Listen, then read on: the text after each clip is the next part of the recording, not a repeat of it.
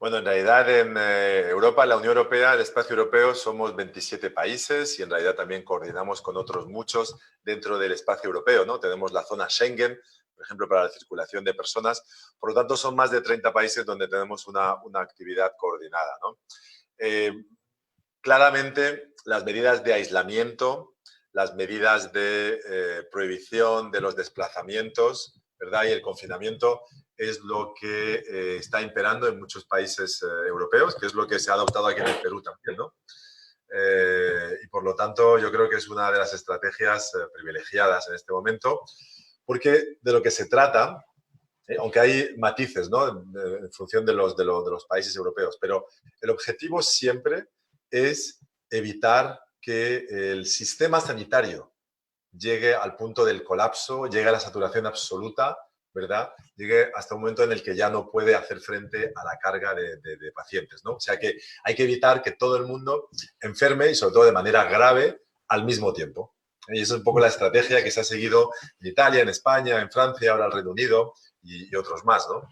Y creo que eso también en parte venía motivado porque si veis, por ejemplo, cuando surge la epidemia en Italia, sobre todo en el norte de Italia, se focaliza también en una región y en un grupo demográfico que es de alto riesgo. Se empieza el virus en poblaciones de más edad. Hay que recordar que en Italia más del 30% de la población tiene 65 años o más, ¿no? Bueno, en Europa por algo nos llaman el viejo continente, porque es verdad que tenemos una curva demográfica que no se encuentra necesariamente en todos los países, ¿no? Y estas poblaciones son poblaciones de riesgo. Por lo tanto, pues se han tomado medidas muy radicales. Pero nosotros entendemos lo que se está haciendo aquí en el Perú también, ¿no? Porque desde muy pronto se está actuando para evitar precisamente que se extienda la epidemia, sobre todo para proteger el sistema sanitario.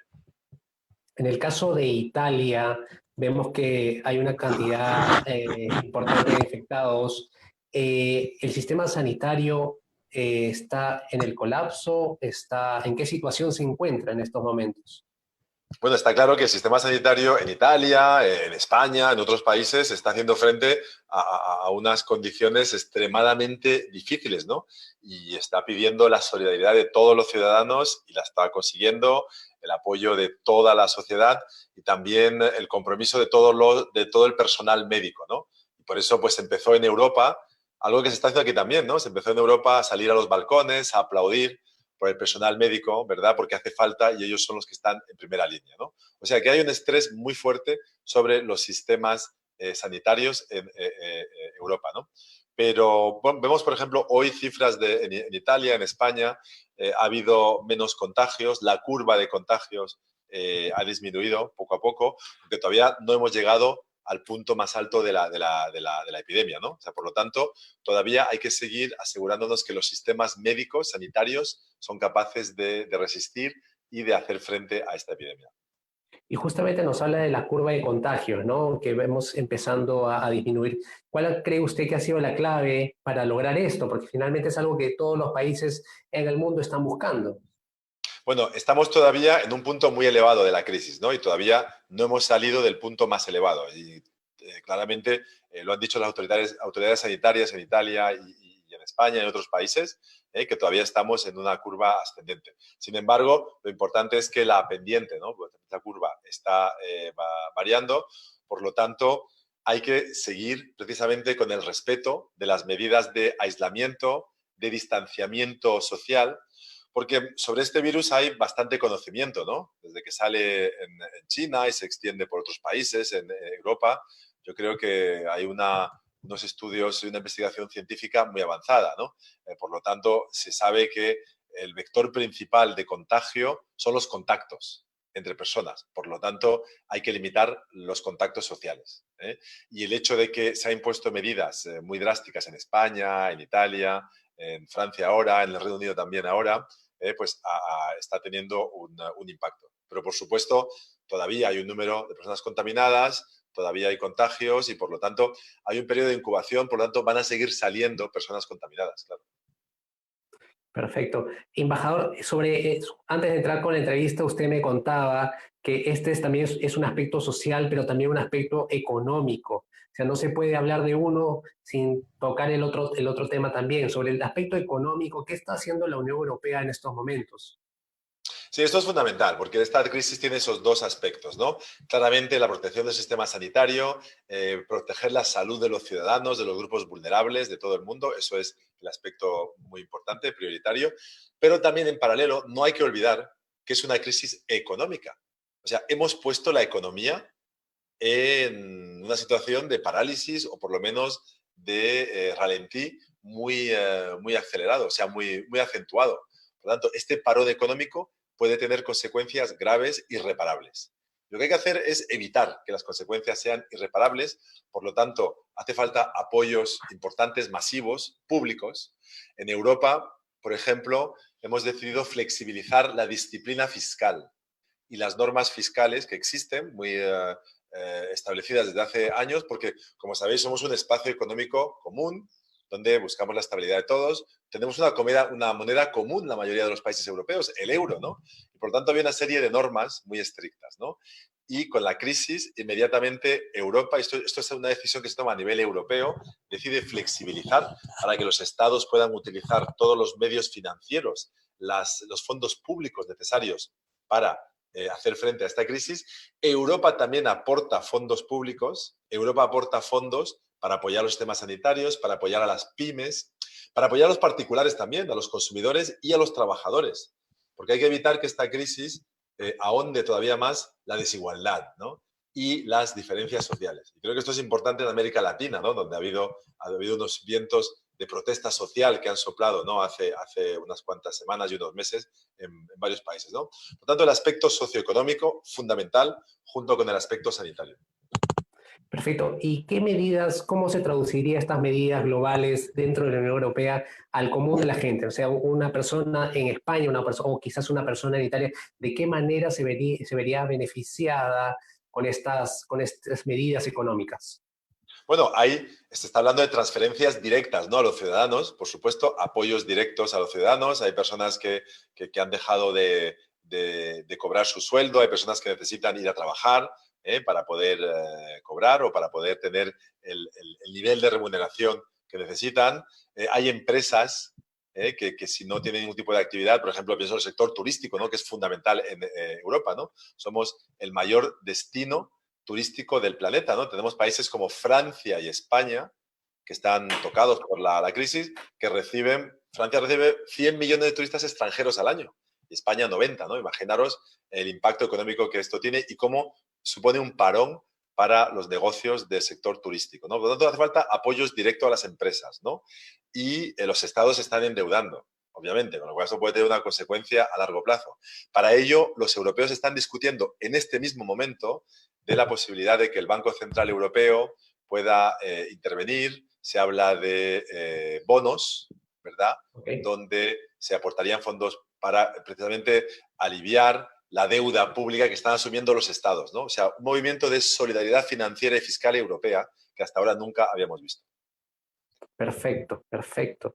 Embajador, también hay que tomar en cuenta el tema de tenemos muchos peruanos varados en distintos aeropuertos del mundo. En el caso de la Unión Europea, ¿cómo ha hecho en esos casos? ¿Sus ciudadanos han podido regresar a sus países o no? Bueno, esto es un tema muy importante y desde luego nosotros estamos aquí trabajando desde el Perú, pero trabajamos por supuesto para los europeos, ayudar a los europeos a que puedan regresar a Europa, ¿no? Aquellos turistas que están aquí. Sabemos que también ocurre lo mismo, ¿no? Con los ciudadanos peruanos. Ha habido ya unos cuantos que han podido volver. Ahí son los consulados peruanos, es la Cancillería peruana la que en coordinación con las autoridades de cada país, siempre y cuando, y sin perjuicio de las medidas de restricción que existen, ¿no? Las limitaciones de los desplazamientos, el aislamiento obligatorio, el distanciamiento social, todo eso, por supuesto, hay que tomarlo en cuenta a la hora de organizar repatriaciones, ¿no? Y asegurarse de que las repatriaciones tienen lugar con las mejores condiciones sanitarias también, ¿no? Para evitar que el virus viaje de un país a otro, ¿no? Entonces, con todas estas condiciones, yo creo que estamos trabajando tanto nosotros desde aquí para repatriar a los europeos como se ha hecho hasta hace poco, ¿verdad? Recientemente hemos visto ciudadanos peruanos regresando al Perú. Perfecto. Embajador, acá me preguntan si se vive algún tipo de desabastecimiento en Europa. ¿Existe eso en estos momentos o no? No, en este momento no, y hay que enviar un mensaje de tranquilidad a la población, a los ciudadanos europeos, a los peruanos que viven en Europa. Nosotros trabajamos sobre el tema este en particular. Recientemente, quizás habéis visto que en Europa hemos decidido cerrar las fronteras externas. Hemos cerrado el espacio Schengen, ¿eh? Y uno de los motivos por los cuales, por supuesto, el motivo principal es luchar contra esta epidemia, contra el virus, para que no siga extendiéndose, para que no entre y no salga de Europa, pero también para facilitar la libre circulación dentro del espacio europeo. Porque nosotros tenemos unos sistemas productivos que producen todo tipo de bienes de primera necesidad y también medicinas, equipos de protección sanitario, ¿verdad? Que están muy integrados entre países. Las cadenas productivas no tienen fronteras, porque Europa no tiene fronteras desde hace muchísimos años.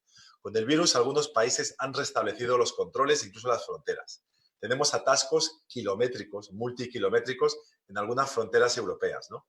Al cerrar el espacio externo, lo que queremos ahora es facilitar el flujo interno, ¿eh? Y que puedan circular los camiones, las mercancías, para asegurarnos de que no hay desabastecimiento y de que se puede seguir produciendo en las fábricas alimentarias, en el campo europeo, ¿verdad? Productos agrícolas que pueden luego viajar a toda Europa, y por eso hemos cerrado las fronteras externas para que internamente haya mayor tránsito, mayor fluidez de circulación y que no haya ningún problema de desabastecimiento. Ok. Acá en el Perú tenemos actualmente 416 casos confirmados, 9 ciudadanos lamentablemente en cuidados intensivos. La situación, si vemos la situación en Italia, en España, o sea, usted se encuentra en Lima en estos momentos y queríamos preguntarle, usted teniendo ambos panoramas, ¿no? Lo que sucede en Europa y lo que sucede en el Perú, las medidas que se están tomando en ambos lados y con el tiempo de diferencia que hay entre ambas también, ¿en el Perú vamos bien a su consideración? Bueno, eso es muy importante, precisamente porque se puede comparar, ¿eh? En Europa estamos con varias semanas de antelación, o sea, el virus, la epidemia llegó antes, ¿no? Por lo tanto, yo creo que es un buen reflejo desde el Perú, desde América Latina en general, ver lo que está pasando, ver las medidas que se están adoptando. Una mayoría de estados, para proteger o para salvaguardar su sistema sanitario, están adoptando, en Europa han adoptado esas medidas de aislamiento social, ¿no? Y en el Perú se ha hecho lo mismo y a mí me parece bastante acertado, porque es muy apropiado, es lo que permite desde muy temprano evitar los contagios. Porque con el conocimiento científico que tenemos del virus, que es bastante avanzado, ¿no? Porque se está analizando desde hace ya varios meses, la experiencia de China, de Europa, está claro que es el contacto social, el que genera la contaminación, la infección. Por tanto, limitar el contacto social, limitar que la gente se aglomere, ¿verdad? Que haya contactos permanentes, es fundamental. El distanciamiento es fundamental y hay que convencer a la población de que lo respete. Y en Europa en eso estamos, ¿no? O sea, porque otra enseñanza de Europa es que se puede luchar contra esta epidemia desde postulados totalmente democráticos.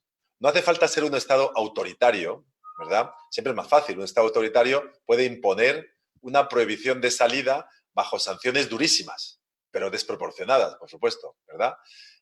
Y lo puede aplicar sacando al ejército, a la policía, a todo el mundo, ¿verdad? Sin ningún tipo de miramiento. En Europa, países democráticos, sociedades libres, sistemas económicos liberales, hace falta también convencer a la gente, hace falta explicar, hace falta una responsabilidad ciudadana, que es lo que se pide aquí en el Perú a la gente. Yo creo que es la medida adecuada y es la estrategia adecuada. Pero la gente tiene que entender, hay que acatar la medida y hay que hacerlo, y en Europa se está haciendo. Si se hace en España, en Italia, que tenemos los sistemas sanitarios más avanzados del planeta, tenemos la seguridad social más eficaz y mejor financiada. Imaginaros también los países escandinavos, el norte de Europa, y también hay que imponer medidas. Por lo tanto, yo creo que en el Perú hay que reflexionar si con los sistemas sanitarios que tenemos en Europa estamos como estamos, hay que reflexionar y acatar las medidas, y me parecen adecuadas. Embajador, y sobre la situación exactamente en Europa, ¿por qué estamos viendo tantos casos? Ya hemos visto la lista al inicio, vemos muchos países afectados. ¿Por qué hay tantos casos? ¿Cómo lo explican? Bueno, como yo decía anteriormente, ¿no? Pues el virus llegó a Europa de manera muy rápida, muy temprana, a través de los contactos que ha habido con China y con otros países. Somos un continente muy abierto, somos un continente que está volcado a la cooperación internacional, a los contactos, al comercio internacional. Hubo muchos desplazamientos. Yo creo que al principio también se vio como los primeros focos lamentablemente cayeron sobre poblaciones muy vulnerables, ¿no? Como fue en el norte de Italia. Tenemos también en general en Europa, ¿no? Un grupo de personas altamente vulnerables. Somos un continente más envejecido que otros. La curva demográfica nuestra hace que al haber más personas vulnerables, pues obviamente pueda dar lugar a más fallecimientos. ¿Verdad? Y todo eso ha contribuido a que haya una extensión pues, más rápida y que haya cifras pues, bastante más importantes también de fallecidos, ¿no? Porque el virus se ha cebado en poblaciones pues, donde efectivamente las personas tienen menos capacidad inmunológica, ¿no? Para resistir el virus. Pero como decía anteriormente, ¿no? La curva ahora poco a poco se está estabilizando. Todavía no hemos salido de la parte más crítica de la epidemia, pero las cifras de hoy en Italia, en España, indicaban pues ligerísimas, pero así se empieza con las ligeras mejoras, ¿no? Perfecto. Con ustedes fue el embajador de la Unión Europea en el Perú, el señor Diego Mellado.